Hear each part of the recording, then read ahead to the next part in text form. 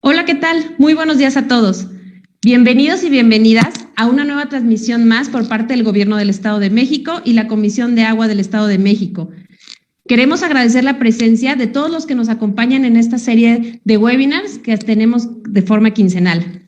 Me gustaría saludar a todas las personas que nos acompañan de los municipios de Apasco, Atlacomulco, Chalco, Cuautitlán Izcalli, Ecatepec, La Paz, San Mateo Atenco, Teotihuacán, Otumba, y también a nuestros amigos de los estados de Jalisco, Guanajuato, Chihuahua, Veracruz, Baja California, Chiapas, Sonora, Ciudad de México y a todos nuestros compañeros de la comisión por el interés en este tema.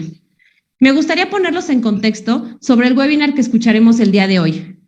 La problemática alrededor del agua es una de las principales preocupaciones a nivel internacional, por lo que se realizan trabajos e investigaciones para abordar diversos temas sobre el recurso hídrico. En México, desde hace tiempo se trabaja en una política del agua, tema prioritario, la cual se ha enfocado a la seguridad nacional para el país. Sin embargo, hoy en día los cambios institucionales no han permitido concluirla. La vulnerabilidad socioambiental que presentan las zonas urbanas y rurales deberán ser incorporadas a la política nacional del agua y en las agendas locales y concretarse en acciones para una gestión integral enfocada en beneficio de la población y sin afectar el equilibrio ecosistemático. La política del agua debe partir del reconocimiento del funcionamiento ecosistémico del agua y su relación con los demás elementos naturales, introducir los conceptos de vulnerabilidad y adaptación, de tal manera que podamos orientar la gestión y administración de los recursos hídricos hacia nuevas estrategias de adaptación como consecuencia del cambio climático. Sin más preámbulo, me gustaría presentarles el día de hoy a la doctora Judith Domínguez Serrano, quien tiene el grado de doctor en Derecho por la Universidad Autónoma de Madrid. Es profesora investigadora del Centro de Estudios Demográficos, Urbanos y Ambientales del Colegio de México. Ha sido coordinadora académica del doctorado en Estudios Urbanos y Ambientales en esta misma institución. Bienvenida, doctora. Buenos días, Claudia. Buenos días a todos. Agradezco muchísimo a la Comisión del Agua del Estado de México la invitación a comentar esta publicación que hice en tiempos de pandemia, la política del agua en México, y que no había sido posible por las mismas circunstancias de presentar las ideas principales que ahora podemos encontrar y discutir sobre la forma en que se está elaborando la política del agua en México. Perfecto. Si me permite continuar, les comento de nuevo, sigo con la semblanza de la doctora. También la doctora Judith trabajó en la Subdirección General de Planeación de la Comisión Nacional del Agua. En 2012 integró el documento de posicionamiento Gobernanza del Agua en las Américas para el VI Foro Mundial del Agua, coordinado para la Organización de Estados Americanos y Global Water Partnership. Ha trabajado como consultora en temas ambientales para diversas instituciones gubernamentales nacionales, como lo son Semarnat, INE, Conagua y Coneval, y en algunas instituciones internacionales, como el Banco Interamericano del Agua, ONU Habitat, en el Programa de las Naciones Unidas para el Medio Ambiente, Comisión Económica para América Latina y el Caribe, por mencionar algunas de ellas. Forma también parte del Comité Técnico de la Red de Gestión e Investigación de Agua de CONACYT, del Grupo de Investigación Agua, Derecho y Medio Ambiente de la Facultad de Derecho de la Universidad de Zaragoza, y es parte de la Red de Investigación del Derecho Administrativo que coordina la Facultad de Derecho de la Universidad Autónoma de Madrid. La doctora Judith ha publicado más de 50 escritos entre capítulos de libros y artículos de revistas. Entre ellos, publicó los libros La prevención y control de contaminación en el año 2005, El monitoreo social de derecho humano al agua en México en 2012, Agua y territorio en el año 2013, La calidad de agua en México y España, aspectos jurídicos y financieros en 2014, el libro Derecho humano al agua y el saneamiento en 2016, y el libro La política de agua en México a través de sus instituciones en el año 2019.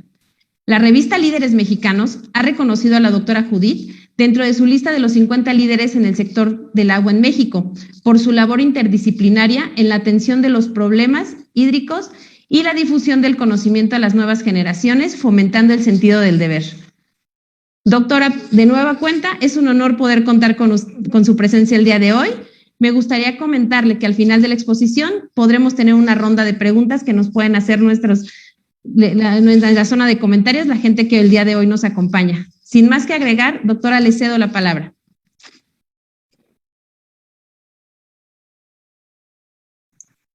Gracias, Claudia, por la introducción. Ya vi que me adelanté un poco a dar mi agradecimiento a la Comisión del Agua del Estado de México.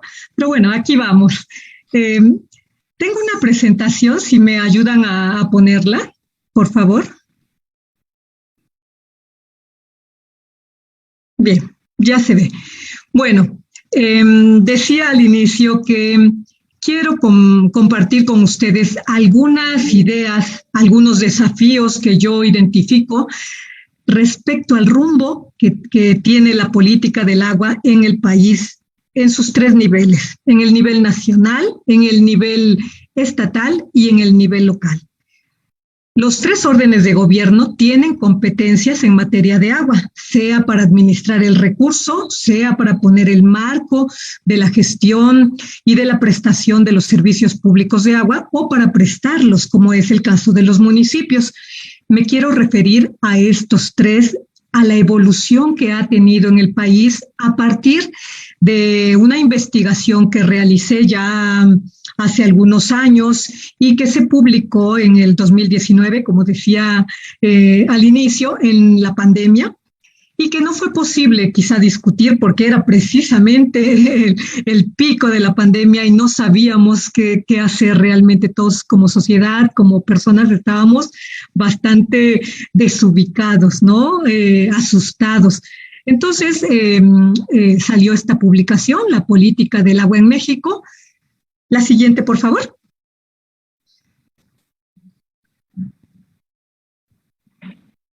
Esta publicación es una revisión a partir de un siglo, una revisión breve también quiero decir. Yo soy abogada y con esa lupa, con la mirada jurídica, es que hice la lectura y la revisión de algunos textos, sobre todo de las leyes y lo que contenían esas leyes a lo largo de un siglo.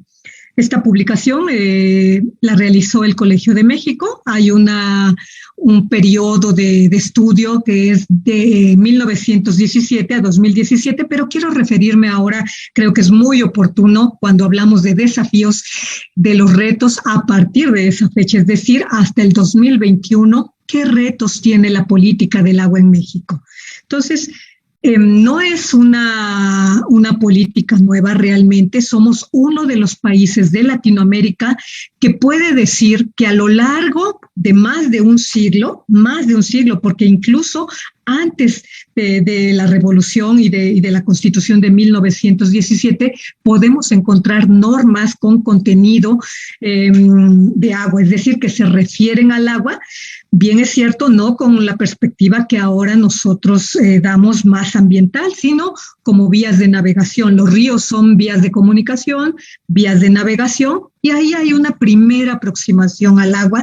También se reguló los servicios públicos, especialmente los de la Ciudad de México. Entonces podemos decir que a lo largo de un siglo se ha venido conformando una serie de decisiones, de instrumentos, de normas, de instituciones, y que a todo eso le vamos a llamar la política del agua en México. Es decir, cómo se han tomado las decisiones, incluidas la construcción de infraestructura en el país desde la revolución, desde la Constitución de 1917. Tomé este periodo porque es ahí en el artículo 27 donde se declara que las aguas son nacionales. Antes había una referencia en las constituciones previas al agua, pero aquí se dice las aguas son nacionales y eso va a marcar un rumbo que se fue nutriendo, que se fue enriqueciendo con las diversas leyes, incluidas las leyes agrícolas como la Ley de Irrigación de 1926, fue conformándose qué íbamos a entender por aguas nacionales, porque si nosotros leemos el artículo 27 y sobre todo el original, ha tenido algunas modificaciones, el artículo 27, vamos a ver que no están enumeradas todas las aguas que nosotros conocemos ahora. Por ejemplo, los manantiales. No están expresamente referidos los manantiales en el artículo 27 y surgió la duda que se fue resolviendo a través de la jurisprudencia si los manantiales podían considerarse aguas nacionales o eran aguas privadas, y por supuesto que tiene implicaciones. Hasta nuestros días hay todavía personas que tienen un manantial o no, por poner un ejemplo también muy práctico, que tienen un acuífero kárstico, ¿no? Ahí como en Yucatán, y que está en su terreno. Entonces ahí podríamos decir, son propietarios de esa agua, de ese manantial. Pues la jurisprudencia, la Suprema Corte dice que no, son aguas nacionales. En eso es muy contundente y claro. Sin embargo, esa jurisprudencia no llega siempre al conocimiento de todos los todos los dueños, ¿no? De todas las personas, y menos en las zonas rurales. Entonces, hay todavía la creencia generalizada y de buena fe a veces, ¿no? Que son dueños de esa agua y negocian con esa agua. No tienen un permiso, nunca tramitaron una concesión para usar ese manantial, pues por años, por cientos de años podríamos decir, o por décadas, han usado y han creído que esa agua es suya, y entonces negocian con esa agua, sea con los municipios, sea con los vecinos, sea incluso con los estados. Esto lo vamos a ver cuando el manantial está muy cerca de los límites estatales, en que se pide un pago o una contraprestación a cambio de esto. Entonces, este tipo de reflexiones y de información la vamos a encontrar en esta publicación, como les digo, a partir de 1917 y hasta este periodo de un siglo. La siguiente, por favor.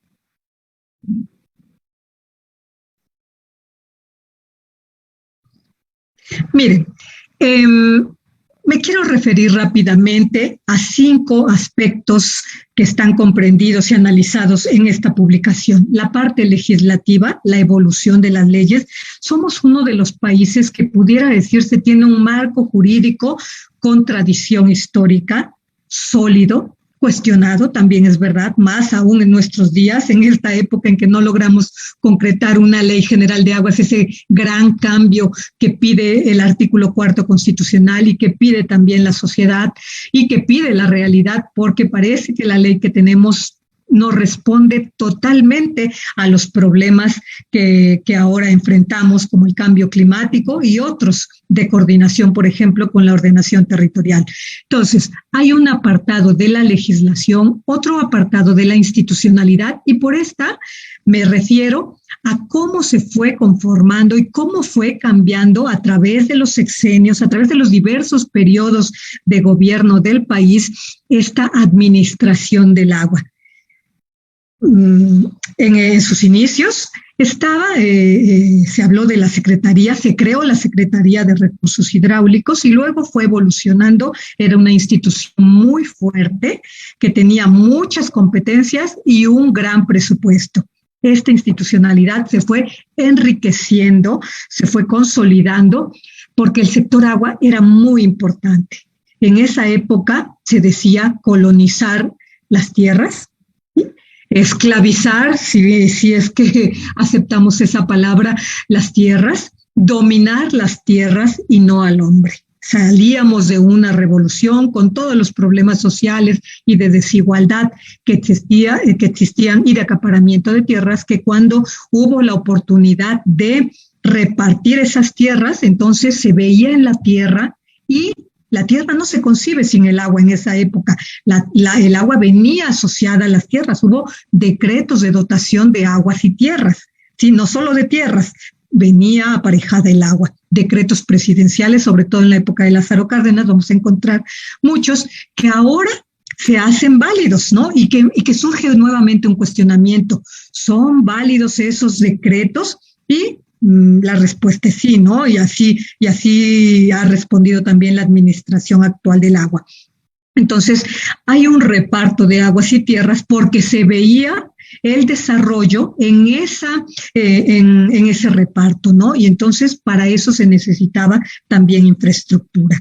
No teníamos en esa época ingenieros, muchos ingenieros, y se formaron. Hubo una época en que se enviaron desde la administración, desde el gobierno, a formarse a Estados Unidos, regresaron y construyeron la gran obra hidráulica, las grandes presas que ahora tenemos con algunos problemas porque ya alcanzaron su vida útil. Estoy hablando de una época de 1930 a los 50 de construcción de grandes presas. Luego vino un periodo de construcción de la pequeña obra hidráulica, como se le conoció ese periodo, después de los 60, 70, para construir las redes, ¿no? Las redes del servicio público. Pero primero una etapa muy marcada de la gran obra hidráulica con grandes ingenieros mexicanos que aún persisten esas obras y que al menos no habían tenido problemas de seguridad, es decir, estaban bien construidas y tampoco había el cuestionamiento ambiental que ahora tenemos, ¿no? Porque en las reservas de agua artificiales que se hicieron se veía el desarrollo y efectivamente se desarrolló gran parte del país, sobre todo el norte, donde no existía la disponibilidad natural de agua. Hay otro apartado muy importante que se desarrolla y es el de la planeación hídrica. Esta cada vez se vuelve más importante en estos tiempos de incertidumbre y de cambio climático. La planeación es vital y, sin embargo, parece ser que la administración del agua va por el rumbo contrario. La planificación en las administraciones del agua, me atrevería a decir hasta inclusive en los 3 niveles, no es importante. No se han desaparecido las áreas de planeación, se han debilitado la estructura encargada de crear los planes cuando es un pilar fundamental. Luego volveré sobre el punto, pero lo que sí quiero destacar ahora a este punto de mi intervención es que planeación y legislación son fundamentales para tener una administración del agua de calidad, que sepa responder. Estos son previos, es decir, necesitamos unos pilares previos sobre los cuales la administración del agua trabaje. Y si no son sólidos, vamos a encontrar problemas como los que ahora podemos ver en la Comisión Nacional del Agua, sobre todo. Hay una evolución de los usos del agua. Esa priorización que ahora tenemos no siempre ha sido la misma. Por ejemplo, hubo una época en que había que generar energía eléctrica y entonces el uso para generación de energía eléctrica estaba entre los 3, 4 primeros como prioritarios. Hoy ocupa un 6º, 7º lugar. Ya no es prioritario. Obviamente ahora y siempre ha sido el uso doméstico, el uso para abastecimiento público urbano han estado en los primeros lugares. Expresamente en la ley o a través de la planificación, como es en nuestro caso, hay una prioridad, pero esa prioridad de uso se deja a la planificación hídrica y está en un transitorio, no está en la ley. Pero lo estuvo, ¿no? No es, no debiera ser un problema, sin embargo lo es. Ahora mismo vemos que se han dado concesiones de agua para derechos de agua, donde es muy cuestionado si se siguió este uso, esa prioridad de usos. Entonces aquí vamos a encontrar esa evolución de los usos, es decir, cómo fue cambiando esa prioridad, cómo la energía eléctrica, una vez ya se construyeron grandes hidroeléctricas o pequeñas, entonces pasa a una escala posterior, a una prioridad posterior. Y también hay esquemas de participación social, es decir, la participación social, cómo se fue dando a lo largo de este siglo hasta llegar al reconocimiento en la Ley de Aguas de 1992, pero sobre todo en la del 2004, de una participación institucionalizada a través de los consejos de cuenca y los problemas que ahora tiene, los grandes cuestionamientos. Un último apartado que lo abordaré específicamente es el del financiamiento. También vamos a ver la evolución de ese presupuesto, de tener de ser una Secretaría de Recursos Hídricos con un presupuesto muy importante y con un personal también, una planta de recursos humanos muy importante que fue mermándose hasta ahora debido a ese adelgazamiento de la administración pública que se pregonó a partir de los 80s, 90s, con la etapa liberal y neoliberal hasta nuestros días por cuestiones presupuestarias. La siguiente, por favor.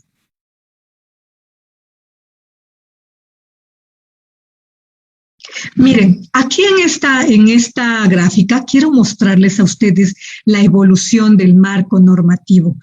Como les decía al inicio, somos un país que ha pasado por diversas leyes, es decir, es un marco realmente robusto, normativo, y donde podemos ver la evolución también del pensamiento y de esa aproximación con la que se miraba el agua. El agua, en un primer lugar, era para aprovecharse, así lo dice, miren, la ley de 1910, ley sobre el aprovechamiento de aguas de jurisdicción federal. Luego vamos a tener una ley de irrigación muy importante porque ahí se ponen las bases para desarrollar el país. La base del desarrollo en ese momento, y creo que hasta nuestros días sigue siendo importante, era la agricultura. De ahí se explica que sea el uso consultivo que ocupa más del 70% del agua en el país. En 1927 viene la Ley de Dotaciones y Restituciones de Tierras y Agua, que vendrá acompañada por varios decretos presidenciales, inclusive para dotar no solo tenemos el decreto que tienen los yaquis, ¿no? Y que respalda muchas de las decisiones que ahora mismo se están tomando respecto al agua que está en su territorio, pero también vamos a encontrar decretos en el que se concede el uso de aguas residuales negras, por supuesto no vamos a hablar ahí de aguas tratadas en esa época, a ejidos o a distritos de riego, y que ahora van a representar algún problema cuando se impulse el tratamiento de las aguas. ¿Qué vamos a ver? Posteriormente también la Ley de Aguas de Propiedad Nacional, que algunas entraron en vigor, otras no llegaron a publicarse y por tanto no entraron en vigor, pero sí son un ejercicio ahí de evolución del pensamiento jurídico. 1946, la Ley de Riegos, luego una Ley de Ingeniería Sanitaria. En esa época de 40, 50, empieza ya una preocupación por la contaminación y también por aspectos de salud. Es decir, ya empezamos a ver que hay que regular las descargas, por ejemplo, los efectos de las normas, pues sí, de contaminar las aguas que empiezan a ser visibles. Entonces, va acompañada también con digamos, un nacimiento bastante incipiente de un pensamiento ambiental, de áreas naturales protegidas. Esa es la época en que se decretan las áreas naturales protegidas y así evoluciona. Hay dos momentos importantes aquí. En esta. La ley en 1972, que se corresponde con el pensamiento ambiental de la época, en 1972 también surge la primera ley ambiental en el país y la Ley Federal de Aguas. Nosotros como país hemos sido acorde en la evolución normativa y de instrumentos con lo que pasaba en el plano internacional. En el 72 es el boom de la preocupación ecológica y nosotros lo reflejamos incorporando, adhiriéndonos a tratados, a convenios de esa época y reflejándolos en normas ambientales y en normas de agua. Se habla de prevenir la contaminación de origen federal, sobre todo son las grandes fuentes de contaminación, y paralelamente regular el aprovechamiento de las aguas a partir del artículo 27 constitucional. Del 72 pasamos a 1992, la Ley de Aguas Nacionales, con profundas modificaciones en el 2004, eso todos lo sabemos. No llegó a derogarse la ley del 92, por lo cual, en términos formales, la ley que nosotros tenemos vigente es la del 92, aunque en el 2004 realmente se operó un gran cambio de pensamiento y de principios sobre los cuales se desarrolla el marco normativo de la gestión y de la administración del agua del país. Hasta el 92 estamos hablando de una administración centralizada. Recordemos, la Secretaría de Recursos Hidráulicos era eso, concentrar en el nivel federal la administración de las aguas, por tanto era una secretaría fuerte. Sin embargo, en el 2004 se pone lo contrario. Y ahí empiezan los desajustes que ahora nosotros podemos explicar. Los desajustes del 2004. No es que esté mal la modificación, no es que haya estado mal que se haya incorporado en la ley el principio de descentralización, de la gestión por cuencas, del reconocimiento de 13 organismos de cuencas, pero esto se hizo sobre una administración centralizada. Entonces, el haberlo puesto en la ley está bien, es un cambio positivo, nos ubica entre esos países modernos con una ley de aguas modernas porque incorpora la gestión integrada de los recursos hídricos, pero provocó también muchos problemas, ¿no? ¿Por qué? Porque no se hicieron los ajustes para transitar de un modelo centralizado a uno descentralizado, ¿no? Entonces, los organismos de cuenca que reflejaban ese modelo de descentralización, pues no actuaron en todo el país, esos 3 organismos realmente como verdaderas autoridades descentralizadas o regionales del agua, siempre supeditadas a la decisión final de la autoridad central, como le llaman, con agua central, de las oficinas centrales.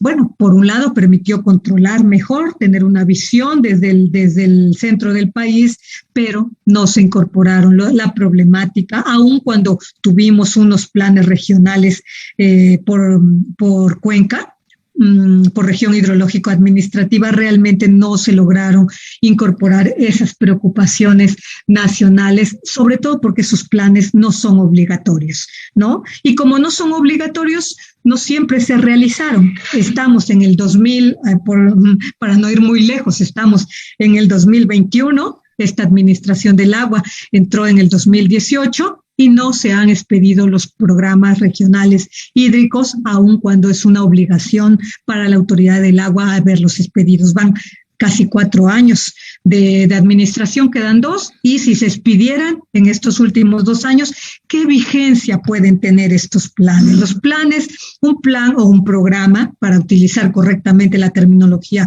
en México, que la categoría de plan está reservada al Plan Nacional de Desarrollo, los programas nacionales hídricos con una vigencia de 2 años, son cartas de buenas intenciones, pero no es así como se deben planificar en escenarios de cambio climático. La siguiente, por favor.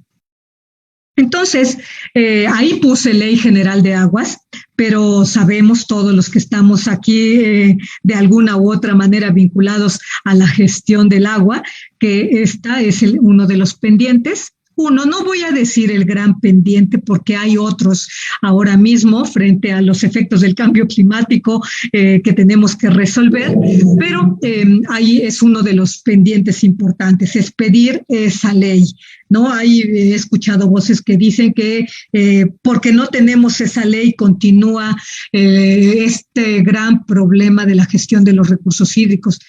Vamos, tampoco demos más importancia de la debida a la ley. Yo, siendo abogada, digo, es muy importante, por supuesto, que se modernice y se actualice ese marco normativo, pero con la ley que tenemos se pueden tomar decisiones, ¿sí? Y no se están tomando. Entonces, hay que relativizar esa gran afirmación de que si no existe una ley general de aguas, no se resuelven los problemas, porque el marco normativo que tenemos permite resolver muchos de los problemas que ahora son muy importantes, como por ejemplo la duración de las concesiones. Ahí ya se pudieran estar tomando decisiones de revisar, caducar algunas concesiones, y eso no es lo que estamos viendo. Entonces hay un marco que permitiría tomar decisiones drásticas e importantes a la autoridad del agua. Lo que falta aquí es lo que falta muchas veces en nuestro país, es voluntad política, ¿no? Para aplicar la normativa como debe ser. Entonces, para resumir lo que aquí presenta este libro y pasar del 2017 a nuestros días, que me parece que es más interesante para la discusión. En los últimos 30 años, esta política se ha caracterizado por una definición del problema sesgada y poco participativa. ¿Dónde vemos la política del agua? En dos instrumentos principales, en la ley y en la planificación hídrica, en la programación hídrica que se haga. Entonces, ahí vamos a ver realmente poca participación, aun cuando vengan de ejercicios participativos siguiendo el esquema que marca la ley. Sin embargo, podemos, y así ha sido, muy cuestionada esa programación hídrica. ¿Quién dijo que esos datos, en base a qué datos, a qué datos se afirma esto en el programa regional hídrico, ¿no? Tan es así que quedan en la valoración no es del todo optimista realmente, ¿no? De la programación hídrica. Los indicadores no se cumplieron. La evaluación, si es que existe, y existe alguna que hace la Auditoría Superior de la Federación, pues es bastante ruda, bastante crítica con la implementación de esa programación hídrica. No se está realizando adecuadamente. El diagnóstico, y estos son los pasos de una política pública, para evaluar una política pública, el diagnóstico que vamos a ver en los programas hídricos no son claros, precisos ni legítimos. Es decir, tenemos cuestionamientos sobre ese diagnóstico, ¿no? Sobre qué datos, sobre todo sobre la legitimidad de lo que ahí se está afirmando. La estrategia y las soluciones propuestas, pues también son cuestionadas, ¿no? Pero lo peor es que no se implementan. Esa es una cruda verdad que tenemos que aceptar si es que queremos hacer un cambio. Tenemos ahí unas estrategias y unas soluciones y unas metas que vamos a cumplir en un periodo de 6 años, aun cuando el enfoque sea más de mediano plazo. Sin embargo, llegamos a una valoración y vemos que esos indicadores no se han cumplido, ¿no? Que las soluciones, por poner un ejemplo, el programa regional hídrico del sexenio pasado, casi en su mayoría no se cumplió. Era un programa tan bien elaborado, realmente tenía una solución y unas estrategias que decía uno, pues claro, es un programa especial que habla de transversalidad, y empezaron mesas de transversalidad, al menos los 2 primeros años, y que se abandonaron posteriormente y que no se cumplieron muchas de las 5 o 6 grandes modificaciones estructurales que se proponían, ¿no? En el aspecto normativo, en el de recursos humanos, en el de programación, y entre los principales. Entonces, la siguiente diapositiva, por favor.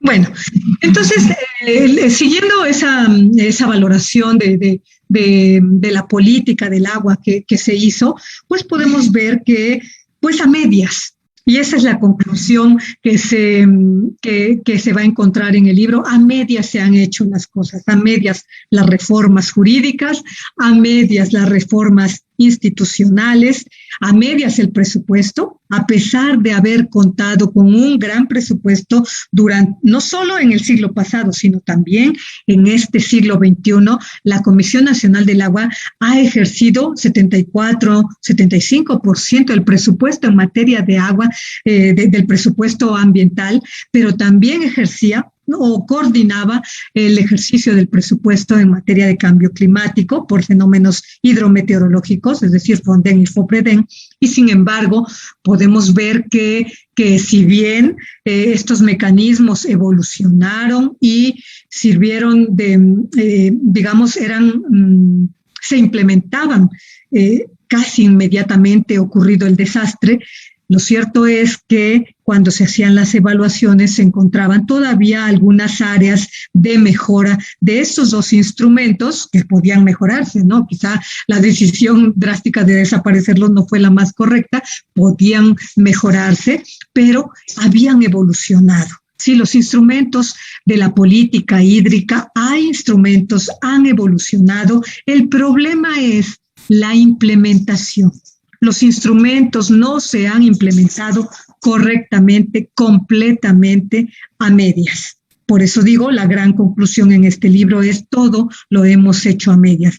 Tenemos un siglo de historia, de política del agua, de régimen jurídico del agua, de programas. Los programas son más recientes, ¿no? De los 50 para acá es cuando se empiezan a hacer programas, sobre todo en el 75. Ese programa que se hizo acompañando a la Ley de Aguas de 1972 fue muy importante. ¿Por qué? Porque estaba basado en datos. Se generó información y conocimiento, y a partir de esa época, que es también el boom de la planificación, podemos hablar de una adecuada planificación, al menos en el papel.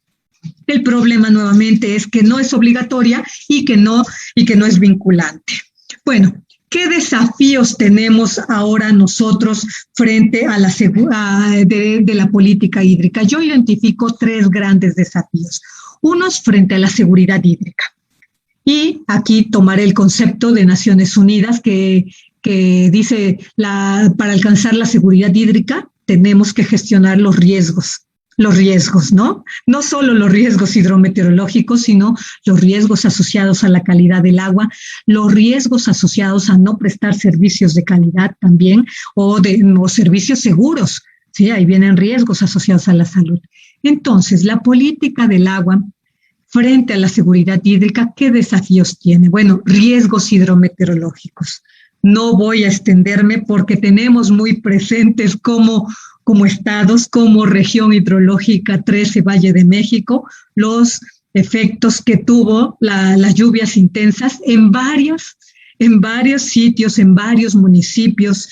¿Y cómo nos tomó desprevenidos? Aquí tendríamos que preguntarnos, ¿nos tomó desprevenidos, descoordinados? ¿Qué fue lo que pasó? Creo que es una gran lección, a pesar de tener un marco jurídico, no solo de agua, sino también de gestión integral de riesgos completo y un esquema de coordinación. Parece ser que algo faltó, ¿no? Integrar, ¿y qué es lo que yo diría que faltó? Todavía no logramos integrar la gestión del agua con la gestión de riesgos y el ordenamiento territorial. Este es como un desafío muy importante. No es la gestión del riesgo, aun cuando sea integral por sí misma sola, sino va acompañada de la gestión del agua, es decir, quién administra el agua, cómo se coordinan esas autoridades. Hay un sistema de coordinación nacional, regional también. Sin embargo, creo que eso tiene que reflejarse en mecanismos obligatorios y vinculantes de coordinación en las 3 leyes. En la de ordenamiento territorial, hasta ahorita, ¿a qué autoridades vemos coordinadas? La del agua y la de gestión de riesgos. Y la del ordenamiento territorial no es la gran ausente, ¿no? No está SEDATU, no está la autoridad de planeación urbana, toda vinculada a estas decisiones cuando hay que sentarlas. Y aquí ya estoy hablando del nivel regional y del nivel local para gestionar en el futuro, a partir de la experiencia que atravesamos en este año, de la gestión integral de riesgos hidrometeorológicos por inundaciones o por sequías, da lo mismo, ¿no? Ahora, calidad del agua. Aquí este es otro gran desafío de seguridad hídrica. Y por me voy a referir a la recuperación de cuerpos de agua cuando están contaminados y al fomento, tratamiento y reuso del agua tratada. Miren, en un estudio que estoy trabajando ahora mismo colaborando yo con el Instituto de Ingeniería de la UNAM para un plan de gestión de tratamiento y reuso de las aguas residuales, encontramos que en el país, bueno, ya sabemos, no se tratan todas las aguas residuales, aun cuando hay plantas de tratamiento, no, si están funcionando, no están operando al 100%, están subutilizadas, algunas tienen problemas de mantenimiento y rehabilitación, pero es urgente que se trate las aguas y esto visto desde la perspectiva de seguridad hídrica. ¿Por qué? Porque si no se tratan las aguas, vienen asociados problemas de contaminación, de salud, y la calidad del agua entonces es un tema central para el tratamiento de las aguas. Ya no solo es por vender aguas, que está muy bien, es decir, por impulsar el reuso, la venta, o aun cuando no se venda, el reuso de las aguas para recuperar aguas de primer uso y dejar de usar agua potable en usos que no lo requieran, para diseñar aguas, como se le llama en el ámbito europeo, aguas por diseño, es decir, que produzcamos, esa es la palabra, aguas tratadas, regeneradas para ciertos usos, es decir, para la agricultura, porque la agricultura, dependiendo del cultivo, requiere cierto tipo, cierta calidad del agua, que cumpla con ciertos parámetros, y en ese sentido nuestro marco normativo técnico pues todavía adolece de vacíos, ¿no? Hay que reforzarlo pensando en seguridad hídrica. La siguiente lámina, por favor.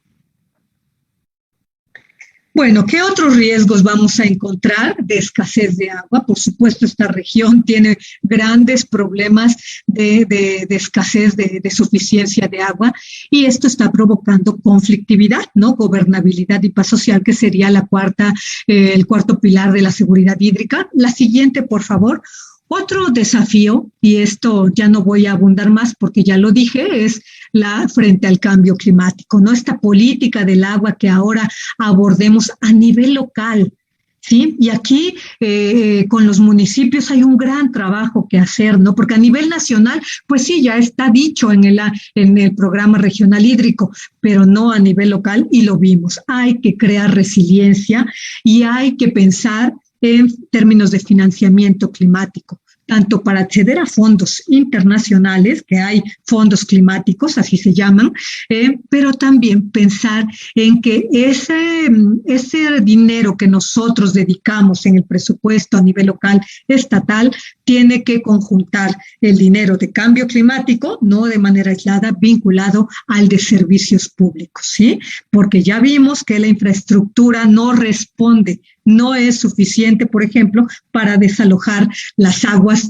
negras que son un problema de todos los municipios. La siguiente, por favor. Y un último es gobernanza y financiamiento. Un elemento esencial de la política del agua del futuro es pensar en términos de gobernanza, revisar el marco normativo, desarrollar un sistema de financiamiento del agua con participación de los 3 órdenes de gobierno. Ahí ya se nos quedó corto el federalismo fiscal que ahora mismo tenemos en materia de agua, y la participación donde se requiera.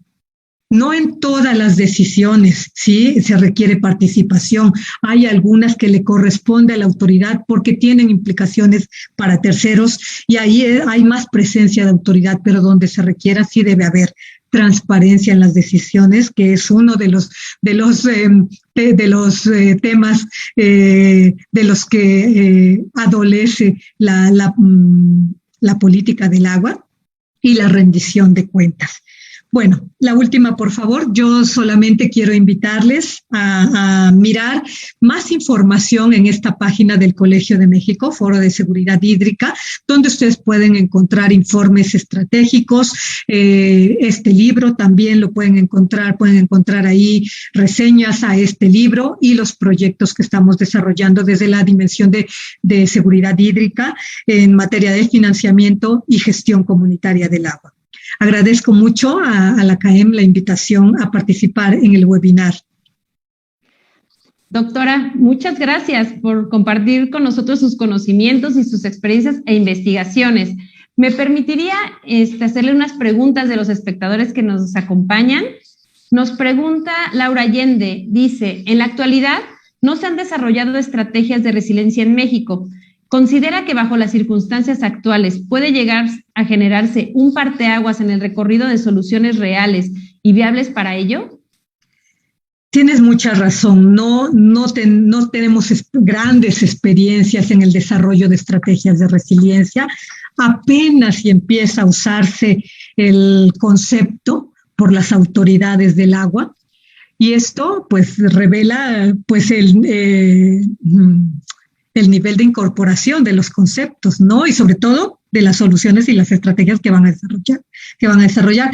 La Estrategia Nacional de Adaptación que desarrolló el INEC habla de resiliencia, habla de estrategias. Y mira, en el sector hídrico, más que estrategias de mitigación, que efectivamente se requieren, algunas obras, soluciones basadas en la naturaleza, lo que más se requiere son estrategias de adaptación. Tenemos que adaptarnos al cambio climático y a los fenómenos hidrometeorológicos, y eso significa crear resiliencia en las instituciones que piensen de otra manera, resiliencia en la sociedad, que responda, que sepa qué hacer ante una inundación, por ejemplo, ¿no? Cuando nos anuncian va a haber una inundación, que sepamos que estemos preparados, y precisamente no es lo que tenemos en todo el país, ¿eh? Quizá en las ciudades costeras hay un poquito más de conciencia, pero en el centro del país, en ciudades de interior, no existen. Entonces, pero no está perdido, ¿verdad? No tenemos que ser pesimistas por eso. Estas experiencias ahora sí ponen una alerta a las autoridades locales. Yo ahí quiero destacar que es el nivel subnacional, no tanto a la Comisión Nacional del Agua, porque si estamos esperando a que nos den la solución, pues podemos esperar mucho tiempo, ¿no? Es a la autoridad local, a los municipios, porque la resiliencia implica trabajo con la sociedad, comunitario, en las colonias, ¿sí? Desarrollar esas estrategias. Entonces, efectivamente, no hay muchas, pero se pueden desarrollar, ¿sí? No tenemos mucha experiencia, pero hay experiencia en Latinoamérica, sobre todo en Centroamérica. Paradójicamente, mira, en Centroamérica, que pasan por muchos fenómenos climáticos, hay experiencias sociales, comunitarias. Perfecto. Tenemos otra pregunta. ¿Cuál es la relación entre el crecimiento demográfico y las políticas que se ejercieron durante y el problema de la sobreexplotación de acuíferos en el Valle de México? Mira, directa la relación, ¿sí? Porque somos una región, muy poblada, la zona metropolitana del Valle de México, muy poblada. La urbanización en el país es del 80%.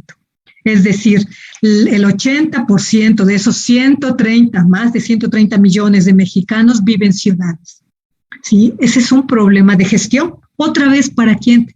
Para la autoridad local, para los municipios. Tienen que gestionar una ciudad, una población, y dotarles de servicios públicos, ¿no? Entre otros, el del agua. Entonces, si bien han existido planes de desarrollo urbano en muchos municipios del Valle de México, nuevamente, repito, estos planes no encontraron vigencia, ¿no? Se hizo un plan muy bonito y la realidad era otra. Por aquí va el plan, por aquí va la realidad, y la realidad iba mucho más rápido que lo que el plan podía prever. Y entonces el plan no se aplicaba, ¿no? Muchos programas y planes de desarrollo urbano municipales vamos a encontrar aquí y los vemos qué bonitos, ¿no? Pues sí, y entonces después decimos, ¿y dónde está esa ciudad, no? ¿Dónde está esa ciudad que está describiendo? Nuestras ciudades, y el Valle de México no es la excepción, crecieron desordenadamente, ¿sí? Por una falta de control municipal, crecieron desordenadamente y entonces se asentaron en zonas vulnerables, en zonas donde no debían crecer la ciudad, en zonas de riesgo, en zonas con alto valor ambiental, y el resultado lo estamos viendo ahora. Ok. Tenemos una pregunta más. ¿Cómo se prevé que la política hídrica deba ser inclusiva de todos los actores sociales en los próximos años? Mira, sí es posible, y es a través de la elaboración de los programas, ¿no? Una política, en mi opinión, no significa que porque sea participativa que tengamos que estar consultando todas las decisiones a los ciudadanos. Los ciudadanos no tienen tiempo para todo.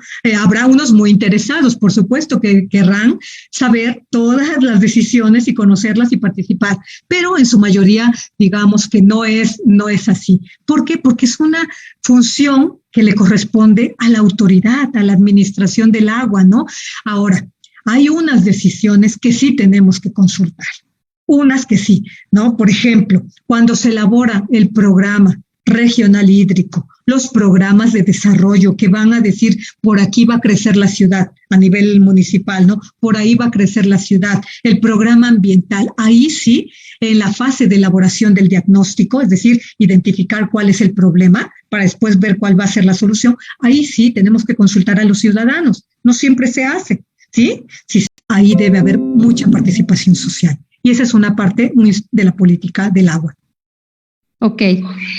Tenemos otro comentario. Víctor Manuel Torres Morales nos escribe, nos dice, ¿qué opinión le merece el crecimiento de conflictos sociales por el agua, más aún cuando se afectan los territorios forestales por el incremento de huertas de aguacate en Michoacán y muy en particular en zonas de conservación como la Reserva de la Mariposa Monarca? ¿Cómo sociabilizar la política hídrica en estos temas? Mira, dos comentarios breves, ¿no? Conflictividad social por el agua. Está en su apogeo, yo diría, ¿no? Muchos conflictos sociales por el agua a nivel local, ¿sí? A nivel local, perdón, se escuchó un eco.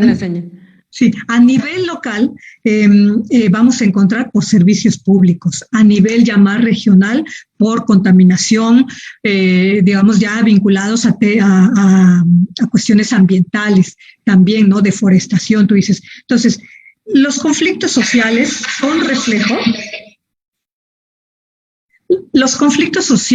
reflejo del alejamiento de la autoridad, de la sociedad, ¿no? De no consultar algunas cuestiones que es importante consultar, sobre todo a las personas que viven en ese territorio, cuando se toman decisiones sin tomarles en cuenta.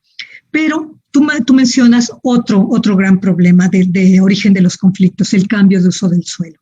Cuando cambiamos terrenos con alto valor ambiental para producir, ¿sí? Aguacate, cualquier otro cultivo, ¿no?